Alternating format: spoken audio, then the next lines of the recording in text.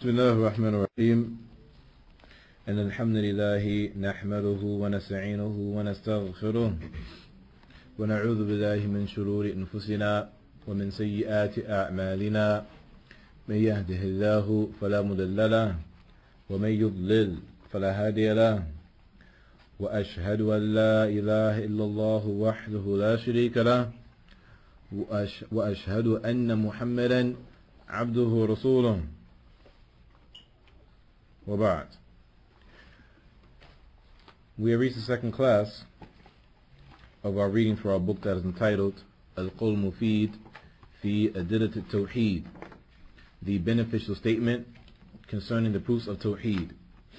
The beneficial statement concerning the proofs of Tawheed, authored by that noble scholar, Sheikh Muhammad bin Abdul Wahhab al-Wasabi al-Abdali, Hafidhahullah Ta'ala, authored by Sheikh Muhammad bin Abdul Wahhab al-Wasabi al-Abdali, Hafidhahullah Ta'ala. And we ask Allah subhanahu wa ta'ala to preserve him, since he is from our scholars that are still living. He resides in that town that is called Hudaydah, and he is from the major students of Imam Muqbil rahimahullah ta'ala. And we are still in chapter 1, or the first section of the book, or the first two sections of the book, if you will. And last class we went over the meanings of La ilaha illallah and Muhammad is the messenger of Allah. So before we continue, inshallah ta'ala, we need to do what's called muraja'ah. We need to do some review. So with that, we'll ask, what was it that we covered last class? Now, I want everybody that was in the last class to bring at least one benefit from last class. Now, the meaning of La ilaha illallah. The meaning of La ilaha illallah, which is? There is nothing worthy of worship in truth except Allah. There's nothing worthy of worship in truth except Allah. Tayyib. Anyone else? With the add to it, and if anything other than Allah subhanahu wa ta'ala is worship, and his worship is falsehood. Adding on to that, and if anything other than Allah is worship, then it is falsehood. Naam. Anyone else? Just from those who were present in class last week. Another definition by scholars is that there's nothing worthy of worship in truth in No. existence except Allah. Naam. Another definition is there is nothing worthy of worship in truth in existence except Allah. And from the scholars that took this as a definition for La ilaha illallah was Imam al-Albani rahimahullah ta'ala. Now, anyone else? He who No. thinks that there is worship somebody that someone else other than Allah, he has committed shirk. Now, whoever worships something other than Allah has committed shirk. Shirk meaning creation worship. Now, anyone else? The meaning of Muhammad is the messenger of Allah. The meaning of Muhammad is the messenger of Allah, which means? There's no one followed in truth except the messenger of Allah sallallahu alaihi wasallam. No. And if any other than the messenger of Allah sallallahu alaihi wasallam is followed, Alright, said no. and what there is no proof for, then he is followed in falsehood. Tayyib. Anyone else?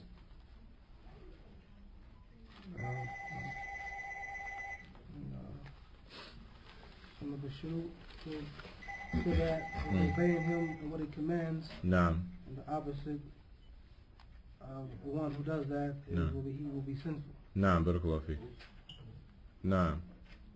Anyone else want to add on to that? And for what there's proof for, about the hadith of stick to my sunnah, No. by down with humility, showing that we also follow the righteous caliph that follow Abu Bakr, Omar, Uthman, and Ali. No.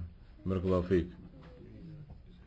And adding on to that, No. it's also a proof that we follow the way of Salaf as well.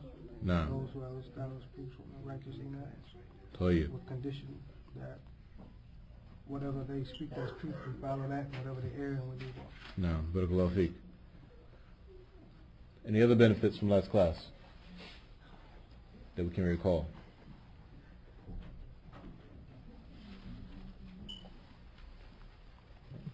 Y'all holding something? What y'all got? obeying Allah and obeying the messengers is absolute and unrestricted, while obeying the scholars and rulers is conditional. طيب نعم barakallahu feek. Obeying Allah and the messenger is absolute and unrestricted, while obeying the scholars and the rulers is conditional. And the condition is what? The condition of obeying them is what? Nah. That they have proof from the book or the sunnah. That they have proof in the book and the sunnah, ya'ani, what they're commanding us to do is in accordance with the book and the sunnah. طيب. And they're not ordering us to do something that's disobedience to Allah. So long as what they're ordering us is not in disobedience to Allah, we have to obey. طيب. One more benefit, inshallah, before we continue. And from the shurut of Muhammad, the message of Allah, Nah. and that which is legislated must be followed, and those who do opposite that falls into bid'ah. طيب. Fall into bid'ah. Barakallahu feek. طيب. So inshallah ta'ala, there are some other points we would like to bring, going back again to La ilaha illallah.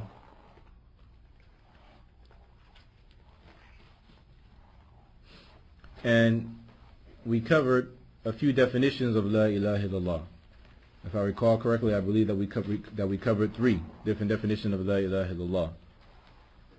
Now, we would like to look at some incorrect meanings of La ilaha illallah, which unfortunately many of the Muslims have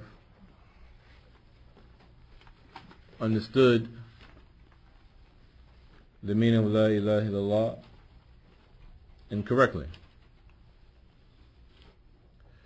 And again, as it is stated, وَبِدِدِّهَا تَتَبَيُّنُ الْأَشْيَاءُ, and by studying its opposite, things become clear. And by studying its opposite, things become clear.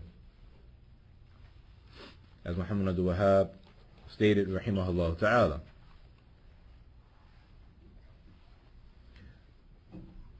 First, we will look at the definition that unfortunately many of the Muslims believe to be the correct definition of La ilaha illallah. You find them saying La Rabba illallah. You find them saying La Rabba illallah. There is no Rabb, or there is no Lord except Allah. There is no Rabb, or there is no Lord except Allah. Again, this is one of the incorrect definitions of La ilaha illallah. What is wrong with this definition of La ilaha illallah? Naam, ya Mujahid.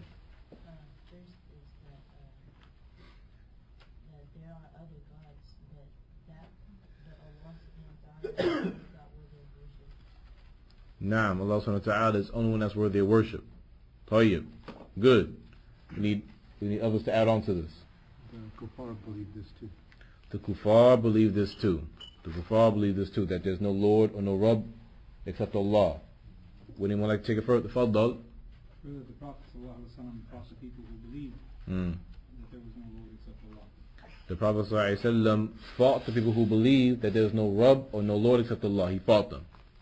Why did he fight them? Huh? You still kuffar. You still By that kuffar. statement, because you haven't went into you haven't even Islam until you know how to worship Allah. You know. Naam. There is no uluhiyah there. Right? There's no tawheed al-ibadah there. Tawheed of Allah's worship. Right? So the mushrikeen affirm Allah's rububiyyah. This is what it's saying. La Rabba illallah. There's no Lord or no Rabb except Allah. This is an affirmation of Allah's rububiyyah. Yani, the belief that Allah is al-Khaliq, al-Raziq, al-Muhyi, al-Mumit, al-Mudabbir. The belief that Allah is the creator, the provider, the one who gives life, the one who causes death, the one who disposes all the affairs. All the mushrikeen believe this. All the mushrikeen believe this. To the point where even some of the ulama mention that even the atheists, even they believe it. They're just simply denying it and being arrogant. But everyone believes in Allah's rububiyyah. And rububiyyah by itself does not enter one into the fold of al-Islam. Rububiyyah by itself does not enter one into the fold of al-Islam. And highlighting the point that there's no uluhiyah there, there's no singling out worship for Allah there, is important because as long as there's no uluhiyya, the door for shirk is wide open. The door for shirk is wide open.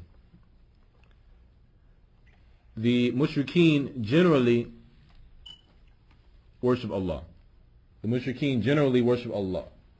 Case in point, since many of us used to be Christians, Christians worship Allah. Christians worship Allah by whatever name they call Him, by their calling Him the Father or whatever they call Him. The problem is that they worship others alongside Allah. The problem is that they worship others alongside Allah. And as long as you believe in rububiyyah by itself without uluhiyya, the door is wide open for shirk. The door is wide open to commit shirk. And this is what's incorrect with that definition. This was incorrect for that definition. It still allows a person to continue to commit shirk. And this is why you find many of the Muslims today, unfortunately, falling into shirk in their worship. Because they believe that this is the definition of La ilaha illallah. La Rabba illallah. There's no Lord except Allah. So, there's no singling out worship for Allah alone. So you find them making dua, calling upon saints, worshipping graves, worshipping the jinn, sacrificing to them. All these things you find them doing. All these things you find them doing. In some cases, praying to them like these things. Right? Or others who make tawaf around the graves.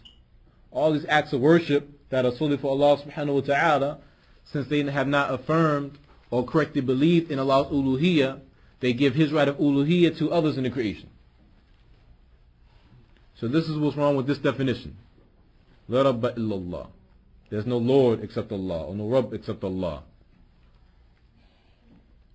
It opens the door for shirk. It does not close doors of shirk. Another definition, which we find being mentioned by Muhammad Qutb and others. Na'am. That's one. There's another. La ma'buda illallah. Some of them say, from the Muhammad Qutb, La ma'buda illallah. There's nothing worshipped except Allah. There's nothing worshipped except Allah. Or as some incorrectly translate the meaning of La ilaha illallah, there's no God but Allah. As they translate and as they claim. There's no God but Allah. La ma'buda illallah. There's nothing worshipped except Allah. There's nothing worshipped except Allah. This is the second incorrect definition of La ilaha illallah that we'll bring. The second incorrect definition of La ilaha illallah again is La ma'buda illallah. There's nothing worshipped except Allah. Or some translated, there is no God but Allah. What is wrong with this definition of La ilaha illallah?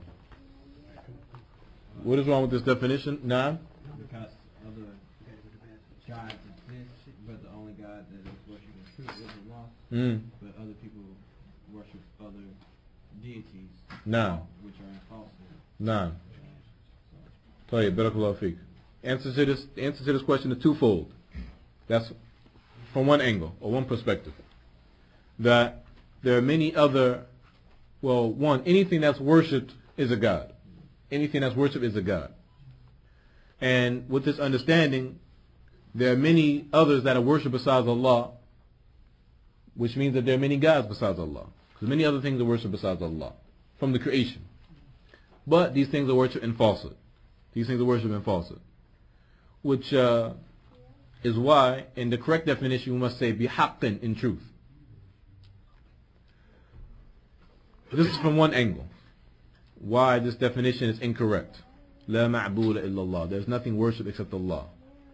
What is the other angle? Why this is incorrect? And from this perspective, the second perspective why it's incorrect, we'll understand and see what Muhammad Qutb was actually alluding to when he said this. Sheikh Salih bin Fawzan al-Fawzan, Allah Ta'ala, mentions in his book of Questions and Answers on Minhaj that alhamdulillah has been translated. Now, from another perspective, what is incorrect with this definition of La ilaha illallah? We have one angle, we need another angle. It doesn't negate shirk. It doesn't negate shirk. Tayyib, we're on the right track, we need a little more. It doesn't negate shirk. But from what angle does it not negate shirk?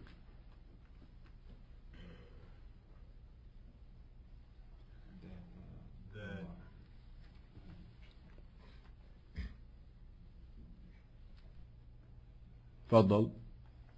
Shirk is by ways of a wasila. Mm. But through this, the statement that nothing is worshipped except Allah, then this is what even the Christians themselves say. No. Or the Hindus say, that we worship them as a means of bringing us to Allah. No. So the statement itself, it can't be correct because that means that everyone's worshipping Allah. It means that everyone is worshipping Allah. يعني لا معبود إلا الله. There's nothing worshipped except Allah, meaning everything that is worshipped is Allah. Meaning everything that is worshipped is Allah. This is the second perspective, why this is incorrect. And this is why this definition of La ilaha illallah is so dangerous. Because it means everything that is worshipped is Allah. Yani everything in the creation is Allah. Yani Allah is one with the creation is one with Allah. Yani wahdatul wujud. What the scholars define as wahdatul wujud. The belief that Allah is one with the creation and the creation is one with Allah. Everything that is worshipped is Allah. This is what it means. And from this perspective, it doesn't negate shirk from the angle that if everything that is worshipped is Allah, it doesn't matter anymore what you worship because it's all Allah anyway. Doesn't matter if you worship birds, trees, angels, anything from the creation. It's all Allah. And this is the angle that it does not negate shirk. And as the Mashaykh have mentioned, that believing in wahdatul wujud, having this belief that Allah is one with the creation and the creation is one with Allah, believing this upon knowledge of what you are saying and believing when you make this statement is kufr. It's kufr. It's kufr. So, again, it's so dangerous to be more clear because with this definition, shirk becomes tawheed. With this definition, shirk actually becomes tawheed. Because everything that you're worshipping in the creation, regardless of what it is Allah. It's all tawheed. Which again, this opens up the door for worshiping anything in creation you like. Which is another reason why, unfortunately, you find some of the Muslims today committing these acts that they commit, which in reality are shirk.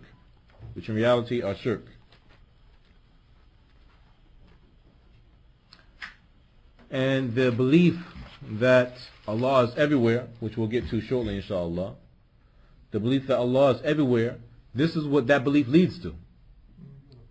If you believe Allah is everywhere, or Allah fi kulli makan kama yaqulun, as they say, that Allah is everywhere, believing that leads to this. Yani what we just mentioned. Clear? Tayyib. Third incorrect definition of La ilaha illallah.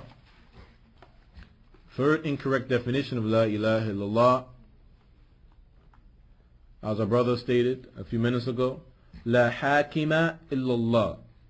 La hakima illallah. There is no judgment except by Allah. Or there is no rule except by Allah. One might say the judgment is only for Allah. Whichever one is easier. There is no judgment except by Allah. Or there is no rule except by Allah. Or the judgment or the rule is only for Allah.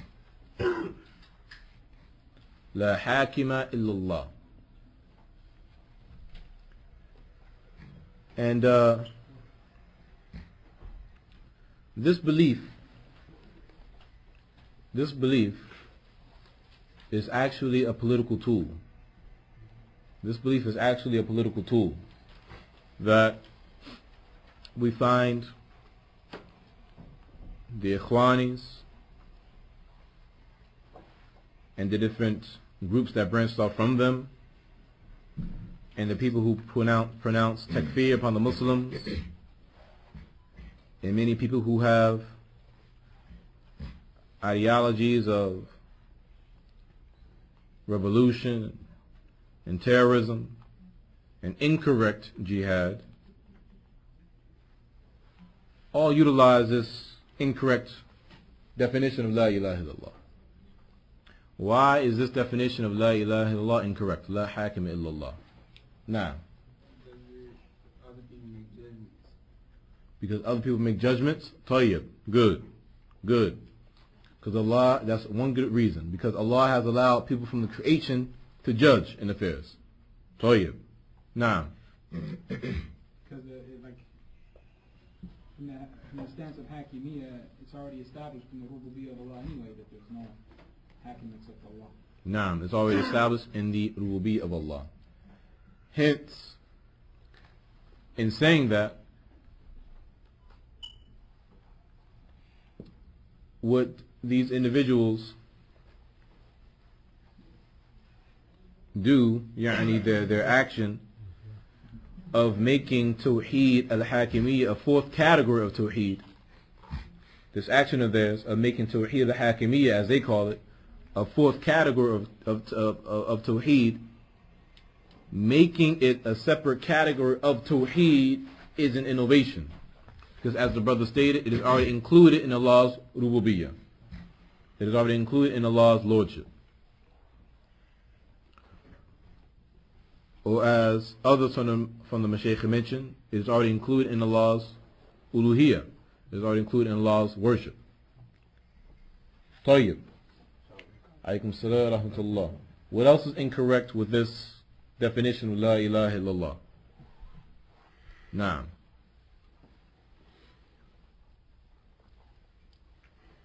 Now, the Prophet ﷺ also makes judgment. Tayyib. Good. Excellent. Allah has allowed the creation to judge in affairs. Tayyib. Now. And they can declare people to be Kafirs who are actually Muslims, that they're judging in affairs, like you said, making takfir upon the Muslims, and making them Kafirs. To the fact that they make decisions or something like this and makes them rebel against the government. Something like this. Naam. Tayyib.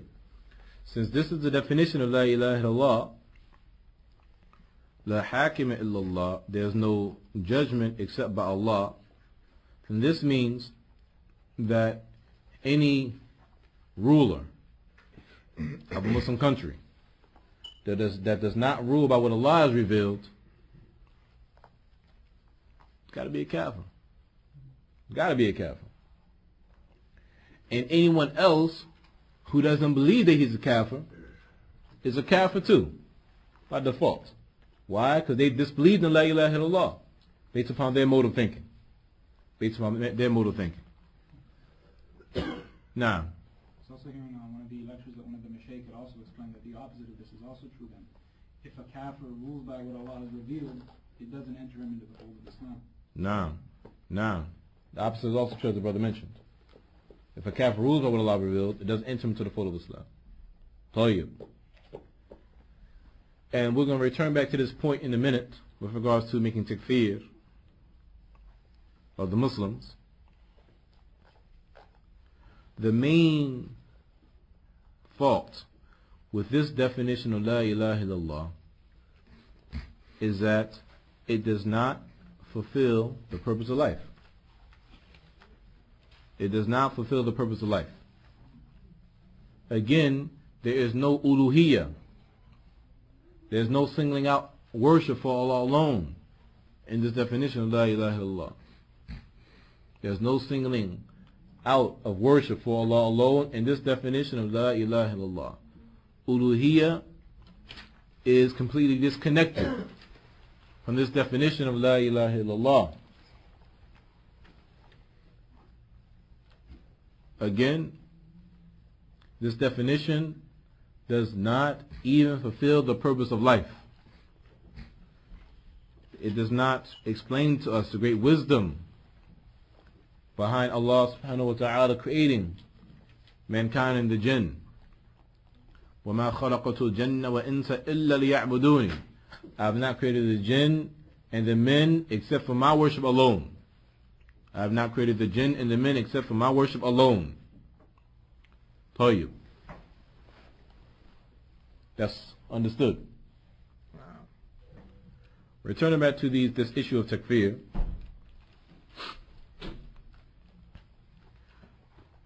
You find them utilizing evidences for them making takfir the Muslim rulers. Verses from Surah Al-Ma'idah, those famous verses. وَمَنْ لَمْ يَحْكَمْ بِمَا أَنزَلَ اللَّهُ فَأُولَٰئِكَ هُمُ الْكَافِرُونَ. Another ayah mentions فَأُولَٰئِكَ هُمُ الظَّالِمُونَ. Another ayah mentions فَأُولَٰئِكَ هُمُ الْفَاسِقُونَ. Whoever does not rule by what Allah has revealed, whoever has not ruled by what Allah has revealed, then such are the kafirun. Then such are the kafirun. Another verse mentions, then such are the dhalimun. Then such are the wrongdoers and oppressors. Another ayah mentions, and such are the dhalimun, the wrongdoers and oppressors. Another ayah mentions, and such are the fasiqun, the disobedient. The disobedient. So,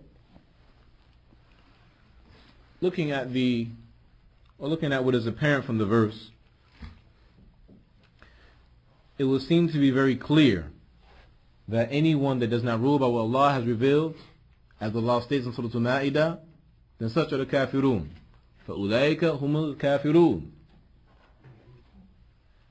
And this is one of the main evidences that they utilize. So, looking at this from the perspective of knowledge now, is it correct to understand the ayah like this? Because this is what the ayah says. Nah. Yes, but not unrestrictedly. Yes, but not unrestrictedly, your brother says. What does everyone else say? It's general, not specific. There are other ayah in the Quran where Allah subhanahu wa ta'ala commands the people to judge between themselves and their own affairs. There are other verses from the Quran where Allah commands people to judge in their own affairs. طيب. Anything else? Abdullah ibn Mas'ud, who said when he was asked about this ayah, he said it's not the type of kufr that your people are thinking of. Was Ibn Abbas? No. No. Ibn Abbas radiallahu anhu mentioned about this ayah that it means kufr duna kufrin, kufr less than the kufr, يعني معنى kufr. يعني kufr is that does not expel one from the fold of Islam.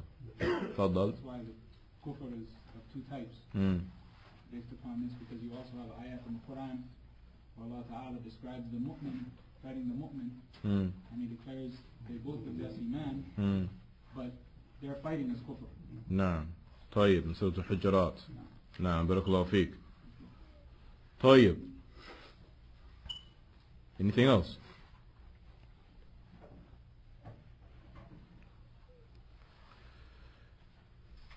Firstly, we must understand the Quran not based upon our desires, we must understand the Quran with the correct meanings, with its correct meanings. Referring back to the tafsir of the Quran. Referring back to the tafsir of the Quran. And when we refer to the tafsir of the Quran, what we'll find from the time of the Sahaba until today, from the Salaf and the Khalaf, that they all said similar statements concerning the meaning of this verse. Now, So, are you about to go through what Sheikh Al-Albani said regarding the two explanations of the ayah? la hat.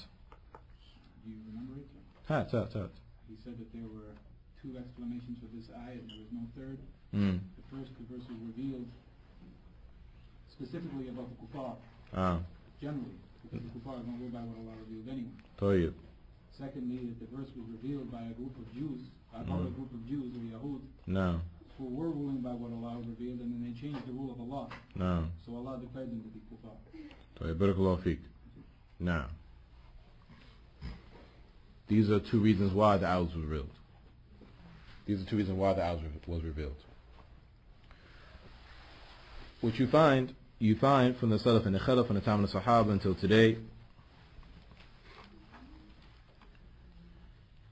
you find their statements concerning the meaning of this verse to be similar.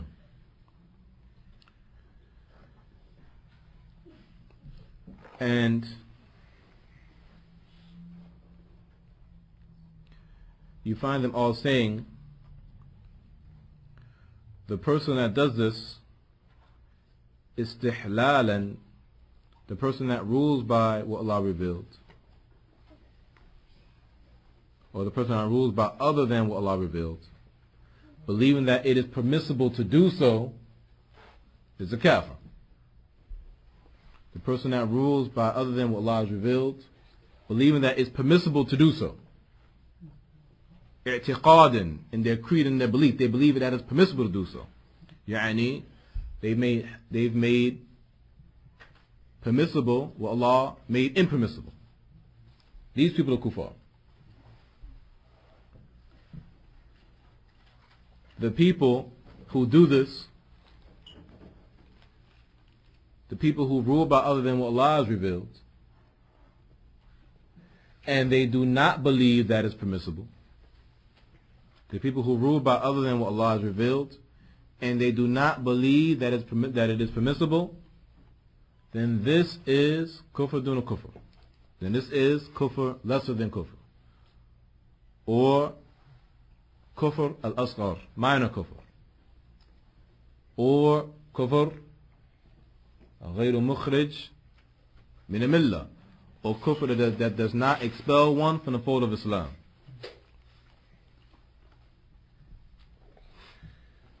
And Imam Ibn Baz, rahimahullah ta'ala, summed up the issue in a concise manner, mentioning 4 points about the person who rules by other than what Allah revealed, about the person who ruled by other than what Allah has revealed, explaining that there are only 4 types of individuals that do this. Explaining that there are only 4 types of individuals that rule by other than what Allah has revealed. And these aren't necessarily in order. First,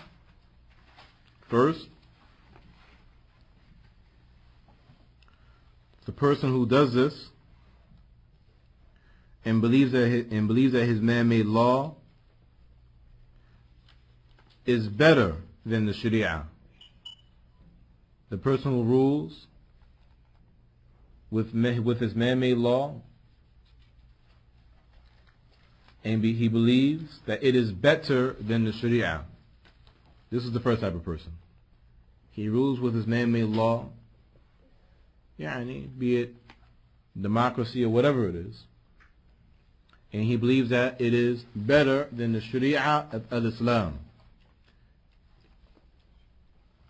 Keyword, believes. He believes i'tiqadan in his creed, in his belief, that it is better, that man-made law is better than the Sharia of al-Islam. Is he a Muslim or a Kafir? Kafir. طيب. Second type. The person who rules with this man-made law. Second type. The person who rules with this man-made law, and he believes that it is, and he believes that it is equal to the Sharia, and he believes that it is equal to the Sharia. Is he a Muslim or is he a Kafir? Kafir. طيب. Third, the person who believes that the Sharia is better, but the person who believes that the Sharia is better, but he also believes that it is permissible, jaiz, yajuz, to rule with this man-made law. Third, the person that believes the Sharia is better, but he also believes that it is permissible to rule by his man-made law. Again, keyword believes. Is he a Muslim or is he a Kafir? Kafir. MashaAllah, tabarakallah. قد اختلف العلماء. One of our brothers says that he is a Kafir, or some of our brothers say he's a Kafir, other one said he's a Muslim. Now the question is, why do the brothers say he's a Kafir, and why do other brothers say he's a Muslim? Now.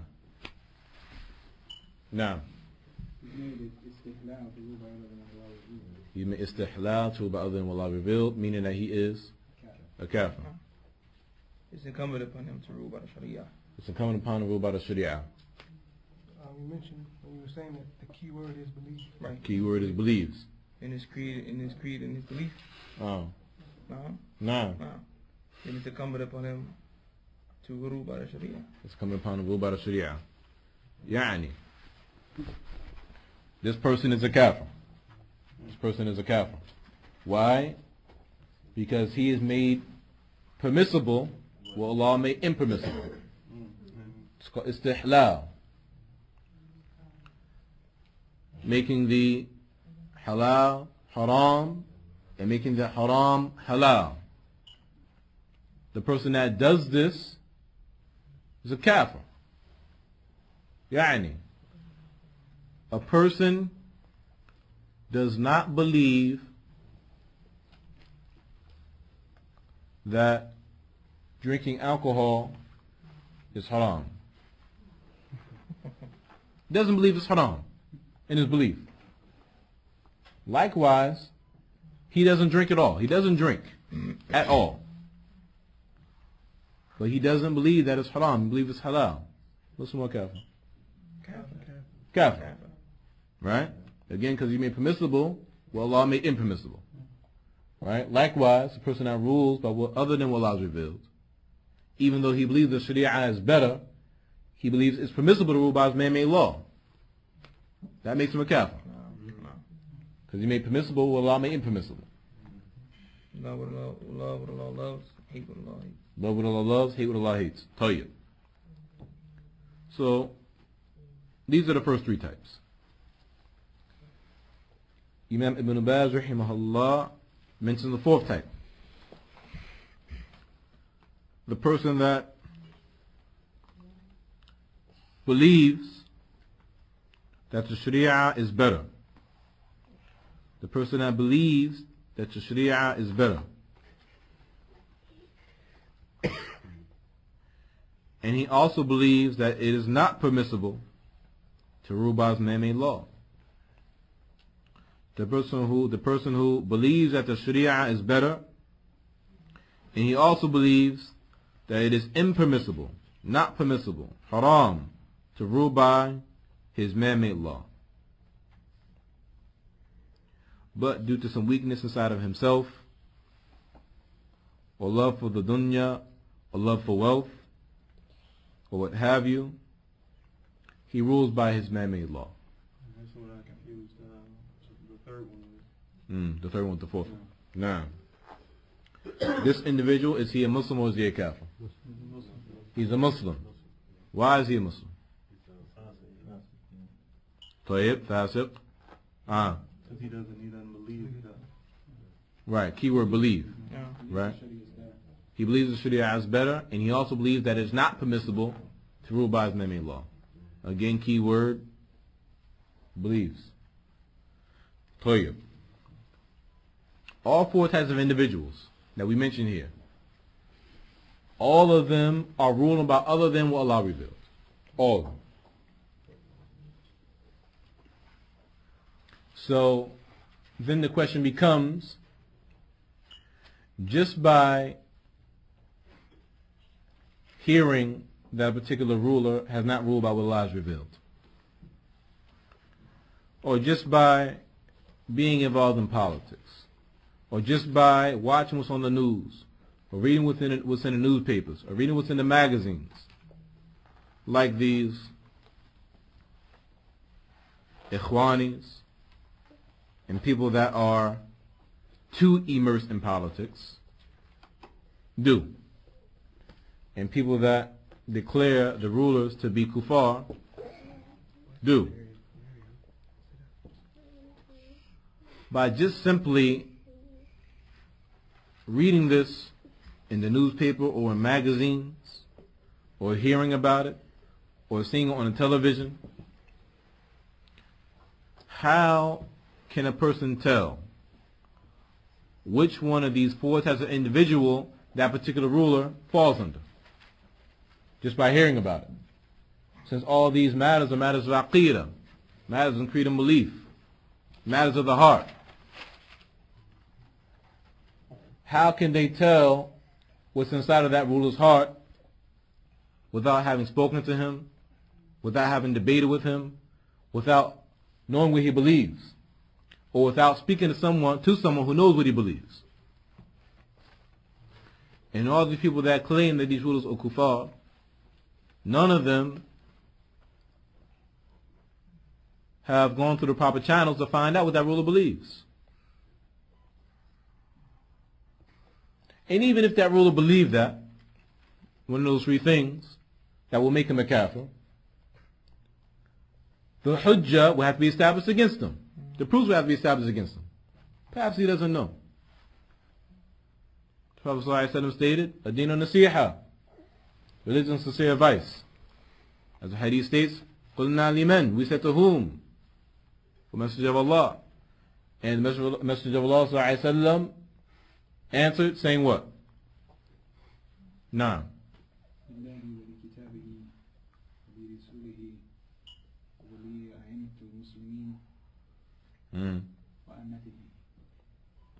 To Allah, to His book, to His messenger, to the imams of the Muslims, yani the rulers of those Muslim countries, and the general populace of the Muslims. This is who the nasiha, the sincere advice, is given to. Where's the nasiha? Where's the sincere advice in pronouncing takfir upon these rulers from the minbar? Where's the sincere advice in spreading the faults of the rulers and declaring them to be kuffar in lectures and class settings to the general populace of the people? Where's the nasiha to the ruler in that? None. It doesn't exist. Doesn't exist. In those actions that they're doing. Meaning, all the action that they're doing are totally baseless. All the action that they're doing are totally baseless. No basis in religion for their actions. And going back to this definition again,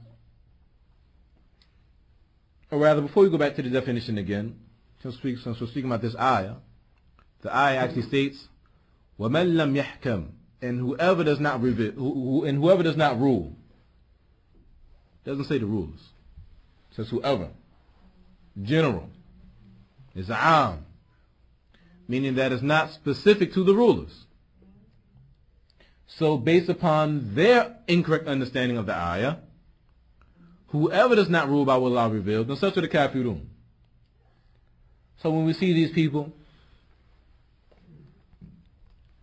shaving their beards, pants dragging, selling haram meats inside of their stores, involved in riba,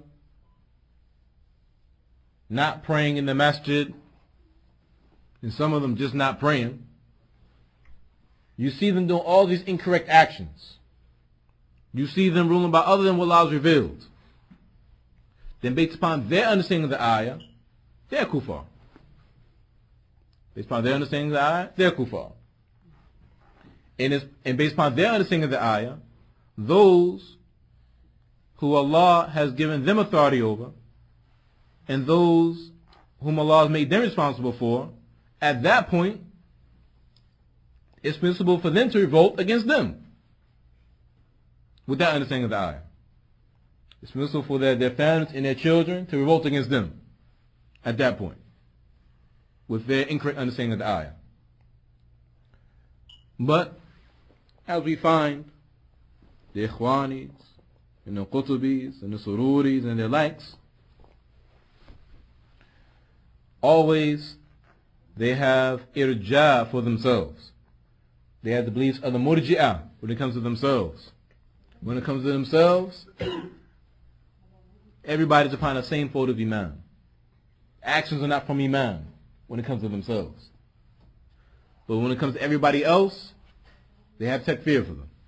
When it comes to everybody else, they want to pronounce them to be kuffar.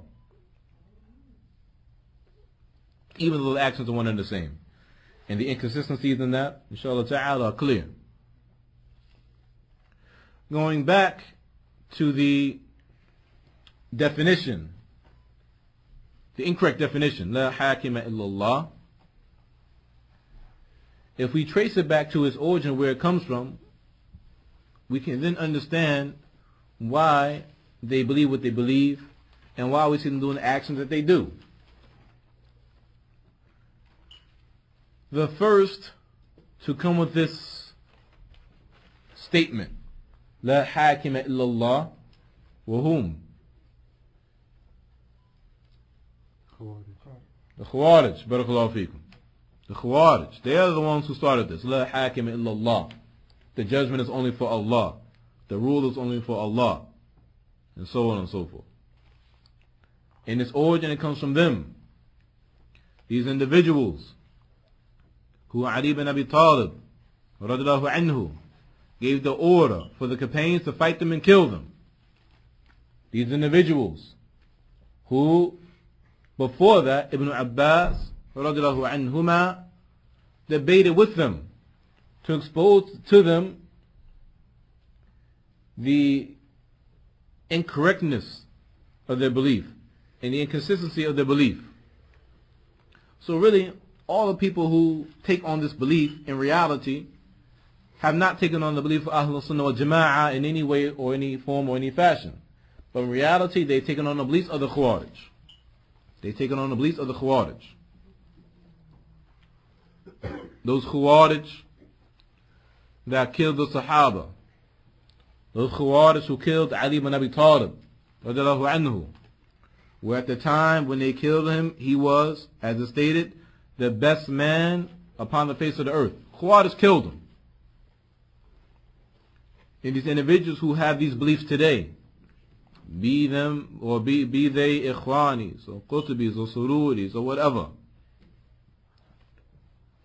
be they upon the methodology of incorrect jihad, be them upon the methodology of being immersed in politics, too immersed in politics, to the point where they're excessive in doing so, to the point that they neglect the Aqidah and neglect Tawheed. All this comes from the Khawarij, all of it. All this comes from the Khawarij.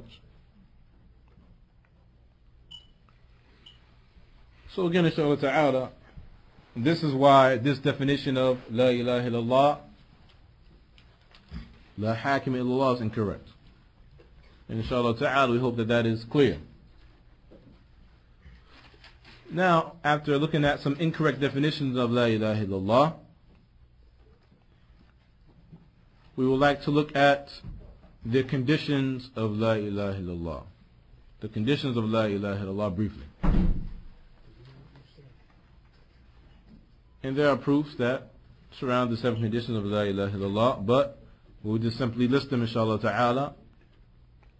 And those that wish to look at it and study it with its proofs and explanations can refer to the book of Shaykh al-Islam Muhammad Abdul Wahhab, The Conditions of La ilaha illallah, with the explanation of Shaykh Ubayd al-Jabiri, Hafidhahullah, which has been translated into the English language for some time now. How many conditions are there for La ilaha illallah?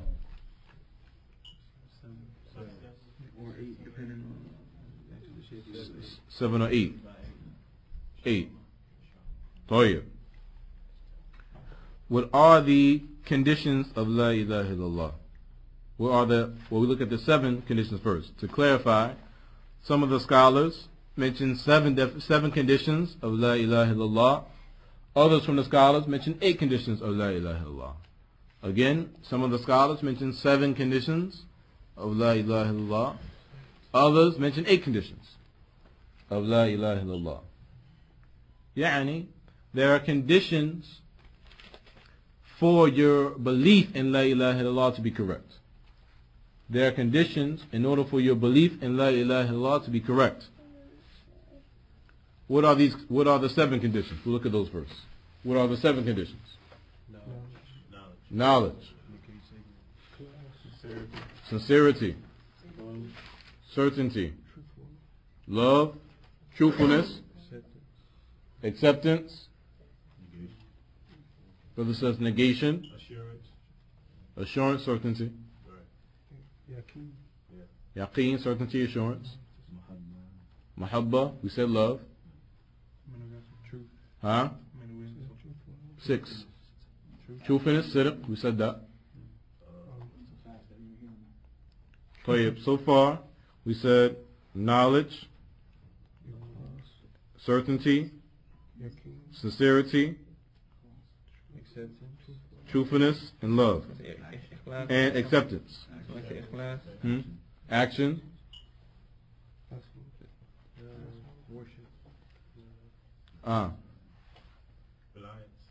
Reliance. We said ikhlas, we said sincerity. Inqiyad, يعني, the brother said acceptance or compliance. We said that one. There's one that we're missing. And if the sisters know what that 7th one is, then inshallah ta'ala we're going to ask them to pass up a note inshallah to help our brothers out.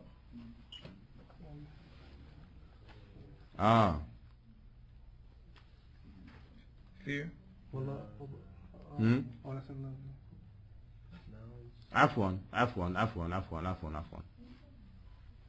Inqiyad. Translated in my mind is qubul, acceptance. Inqiyad, submission.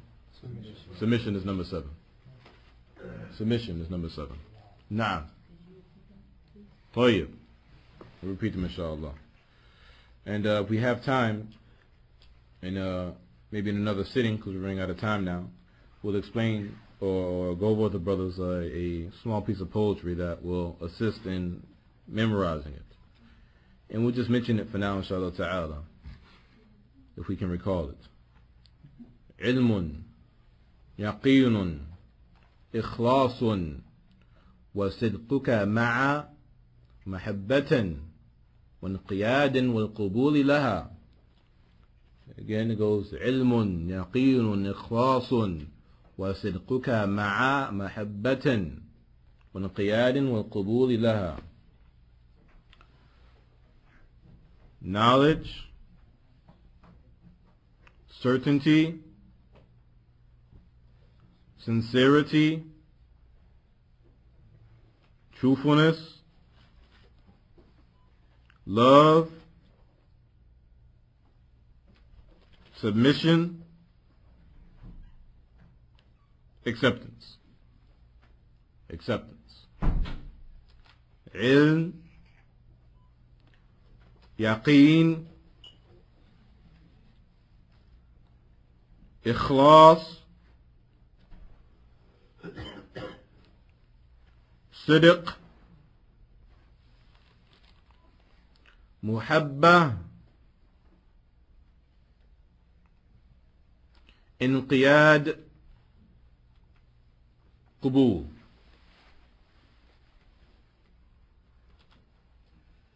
طيب. These are 7 conditions, and as we stated, some of the scholars mentioned 8. What is the 8th? Negation.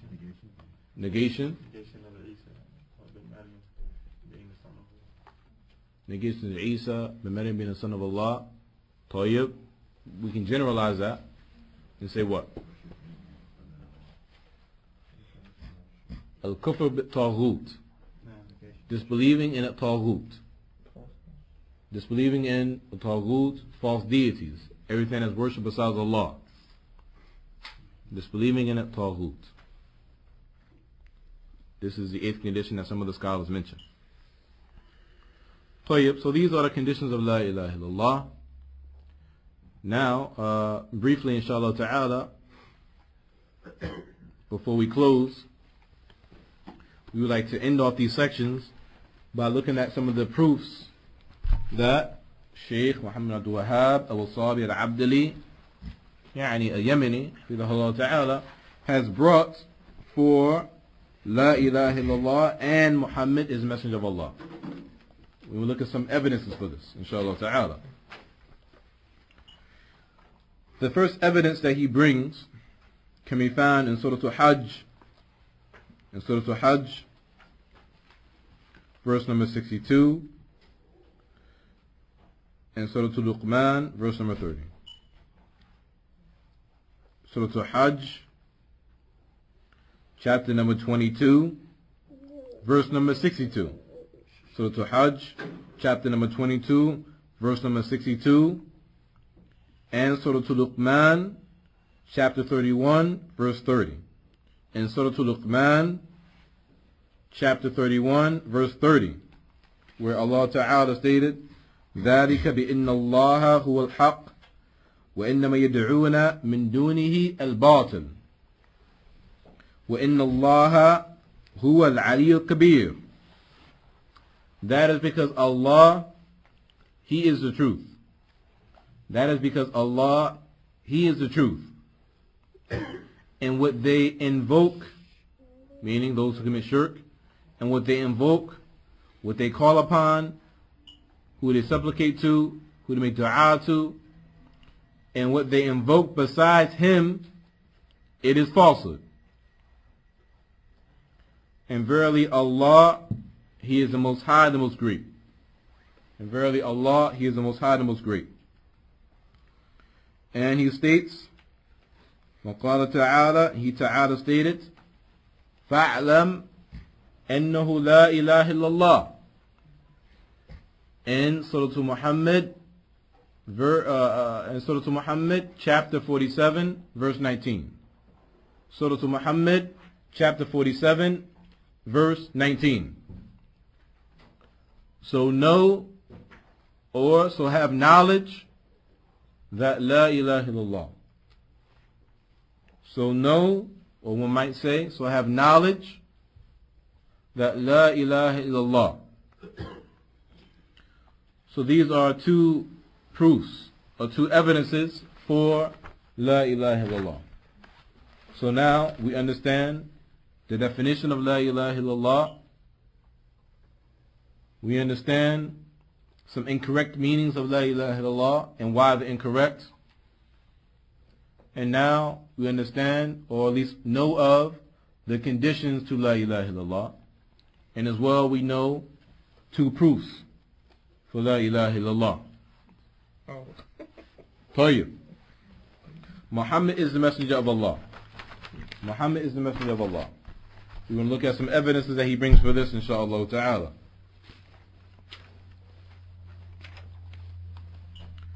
he states, Allah Ta'ala has stated in Surah Al-A'raf, ayah number 3, Surah Al-A'raf, chapter number 7, verse number 3. Surah Al-A'raf, chapter number 7, verse number 3. It states, اتبعوا ما أنزل إليكم من ربكم ولا تتبعوا من دونه أولياء قليلا ما تذكرون. Say to these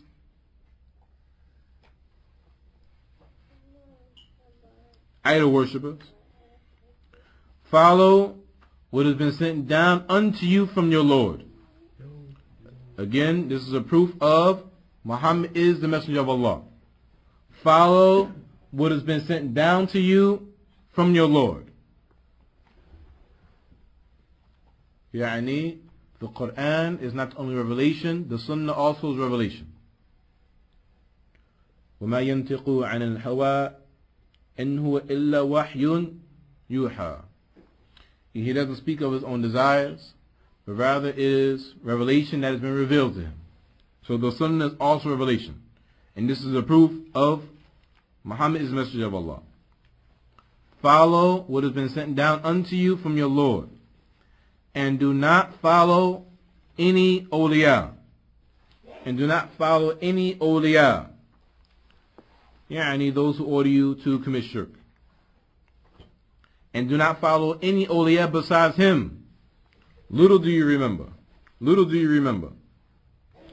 And in Surah An-Nisa, chapter number 4, verse 65.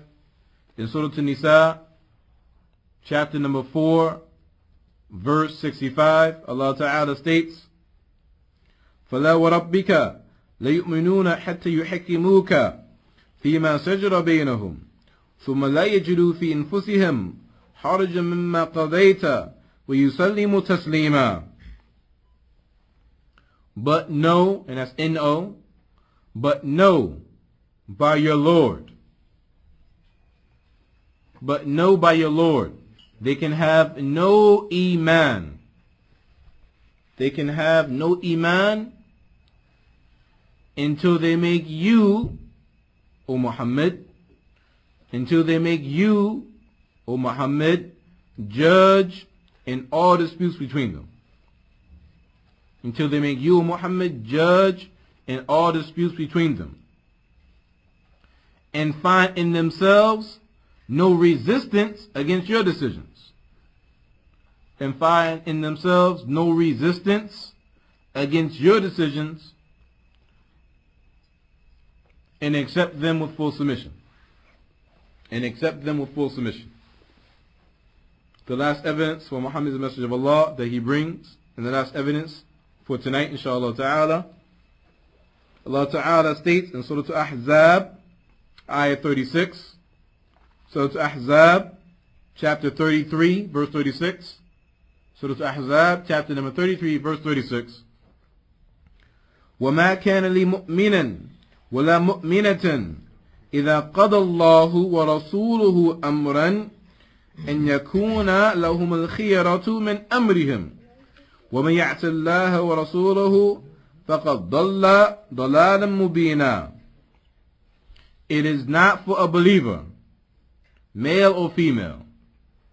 It is not for a believer, male or female, when Allah and His Messenger have decreed a matter, when Allah and His Messenger have decreed a matter, that they should have any option in their decision.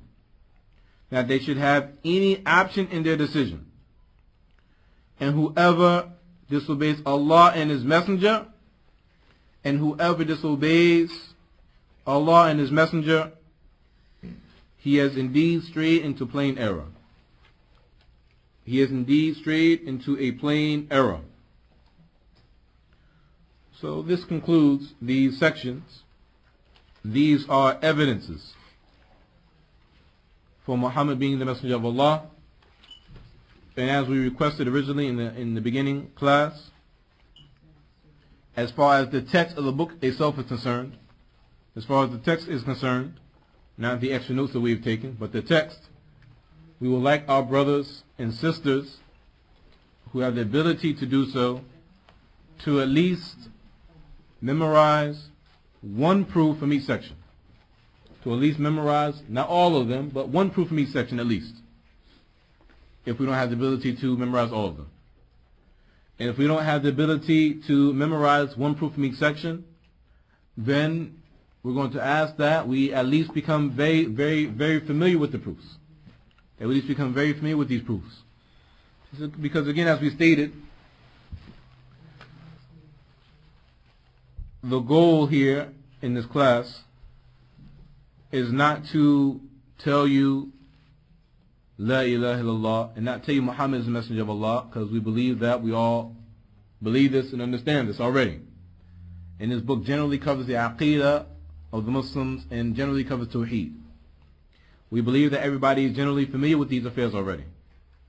We want the people to become more acquainted with the proofs, become more acquainted with the definitions, become more acquainted with the incorrect beliefs, so that we can have a strong basis to worship Allah with, firstly. And so that we have a strong basis to give da'wah to those Muslims that need this da'wah. As we stated, many of the Muslims, unfortunately, today are committing shirk in Allah's earth. And to give da'wah to those that have not been blessed to embrace Islam as of yet. These are the tools that will allow us to be able to achieve that goal. So this is why these things are important. هذا والله أعلم وصلى الله وسلم على نبينا محمد وعلى آله وصحابه أجمعين. If there are any questions on the subject, inshallah ta'ala, we'll make an attempt to take them now, inshallah ta'ala. If we know the answer, we'll mention it. If we don't, we will say, I don't know, wallahu a'lam. And we'll give the sisters 5 minutes or less to write their questions and pass them up. The time is now 9:17. The brothers that are on the floor will take their questions now.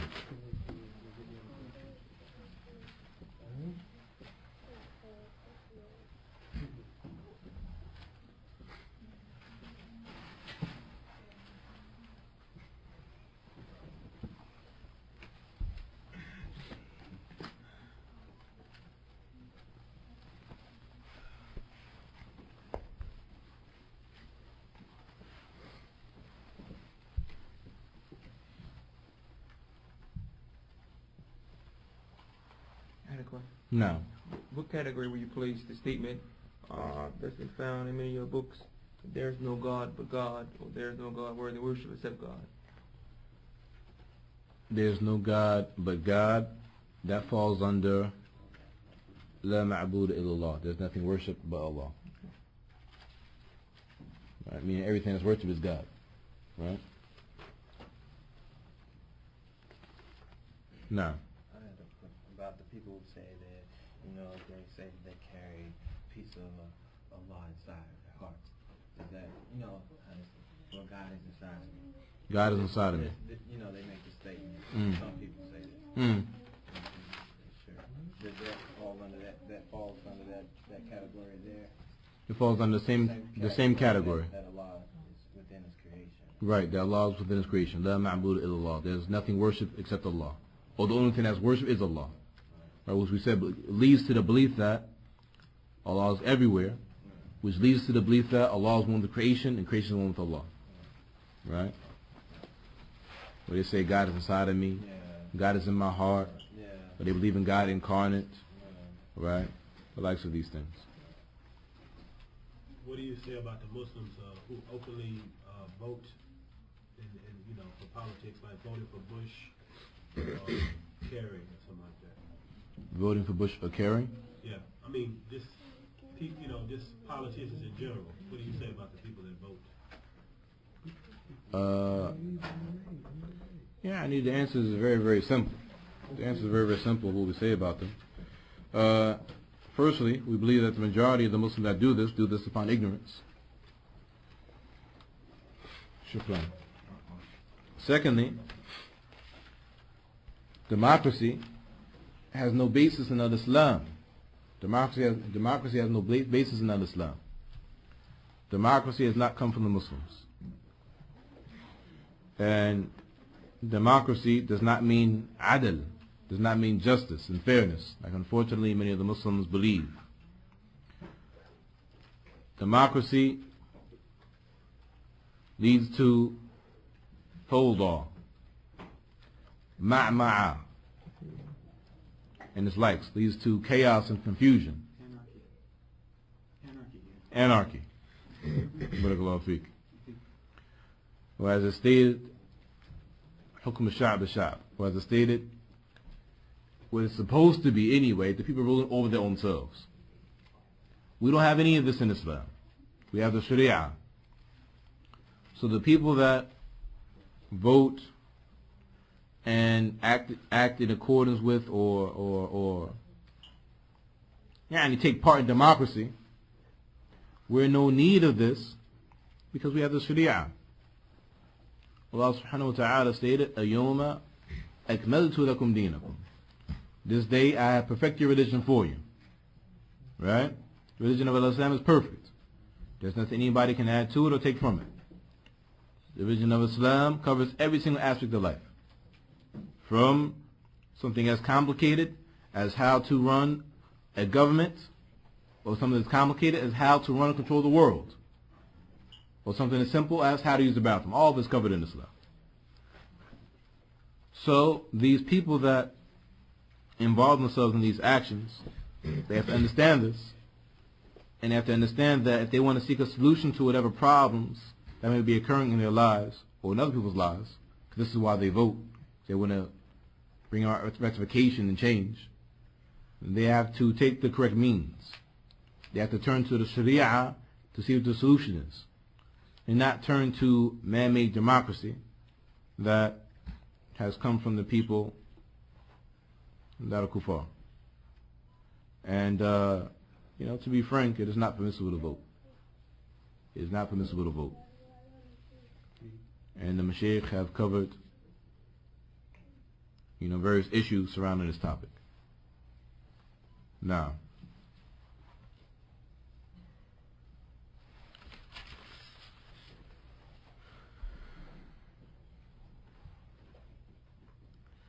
question from the sisters, and inshallah ta'ala this will be the last question because we've been going for over an hour now. We don't want to take up too much time. Assalamu alaikum. Could you please slowly repeat the poem in Arabic to remember the 7 conditions of La ilaha illallah? Wa alaikum assalam wa rahmatullahi wa barakatuh. Ilmun, yaqeenun, ikhlasun, وصدقك مع محبة وانقيادا والقبول لها. علم، يقين، إخلاص، وصدقك مع محبة وانقيادا والقبول لها. علم، يقين، إخلاص،